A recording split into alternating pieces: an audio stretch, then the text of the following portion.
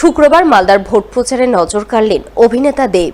তিনি উত্তর মালদার তৃণমূল প্রার্থীর সমর্থনে রোড শো করে প্রচারের ঝড় তুললেন রতুয়ায়। শুক্রবার বেলা 12:30 নাগাদ দীপক অধিকারী ওরফে অভিনেতা দেব মালদায় আসেন। তিনি রতুয়া স্টেডিয়ামে হেলিকপ্টার থেকে নেমেই হুটখোলা গাড়িতে চেপে বসেন। এরপর উত্তর মালদার তৃণমূল প্রার্থী প্রসূন ব্যানার্জিকে পাশে নিয়ে রতুয়া স্টেডিয়াম এলাকা থেকে রোড শো শুরু করেন, যা রতুয়া স্ট্যান্ড চৌধুরী মোড় হয়ে পুনরায় রতুয়া স্টেডিয়ামে গিয়ে শেষ হয়। অভিনেতা দেবের রোড শো দেখতে সাধারণ মানুষের ভিড় উপচে পড়ে।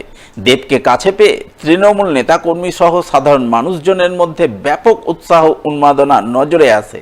এদিন অভিনেতা দেবের রোড শোয়ে তৃণমূল প্রার্থী প্রসূন ব্যানার্জি ছাড়া উপস্থিত ছিলেন জেলা তৃণমূলের সভাপতি আব্দুর রহিম বক্সি, বিধায়ক সমর মুখার্জি সহ অন্যান্যরা।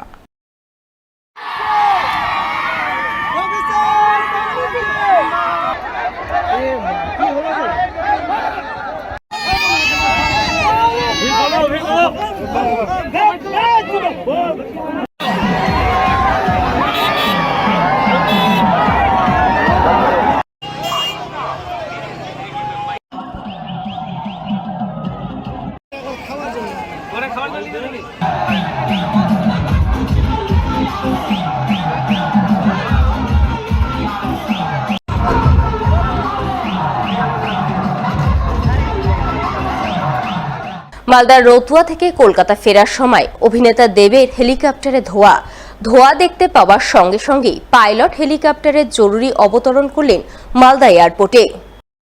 এরপর অভিনেতা দেব গাড়িতে চেপে সড়ক পথে রওনা দিলেন কলকাতার উদ্দেশ্যে। যদিও কী কারণে হেলিকপ্টারে ধোঁয়া দেখা দিয়েছে সেই ব্যাপারে এখনো কিছু জানা যায়নি। এ বিষয়ে হেলিকপ্টারের পাইলটও খোলসা করে কিছু বলতে চাননি। তবে পাইলটের দাবি, হেলিকপ্টারে কোনো সমস্যা নেই, হেলিকপ্টার যাওয়ার জন্য প্রস্তুত রয়েছে।